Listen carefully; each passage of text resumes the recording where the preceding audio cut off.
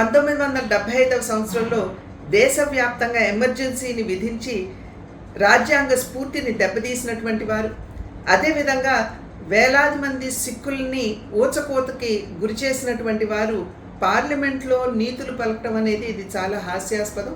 నిన్న రాహుల్ గాంధీ గారు పార్లమెంట్లో నిలబడి హిందువులందరూ కూడా అసత్యాలు పలుకుతారని, అదేవిధంగా వారు హింసకి పాల్పడతారని వారు చెప్పడం అనేది దేశంలో హిందూ ధర్మాన్ని ఆచరిస్తున్నటువంటి కోట్లాది మంది మనోభావాల్ని వారు దెబ్బతీయటమే. కనుక రాహుల్ గాంధీ గారు వెంటనే భారతదేశానికి, అదేవిధంగా హైందవ ధర్మాన్ని ఆచరిస్తున్నటువంటి హిందువులందరికీ కూడా వారు వెంటనే క్షమాపణ చెప్పాలి. 1975 సంవత్సరంలో దేశవ్యాప్తంగా ఎమర్జెన్సీని విధించి రాజ్యాంగ స్ఫూర్తిని దెబ్బతీసినటువంటి వారు, అదేవిధంగా వేలాది మంది సిక్కుల్ని ఊచకోతకి గురి చేసినటువంటి వారు పార్లమెంట్లో నీతులు పలకటం అనేది ఇది చాలా హాస్యాస్పదం.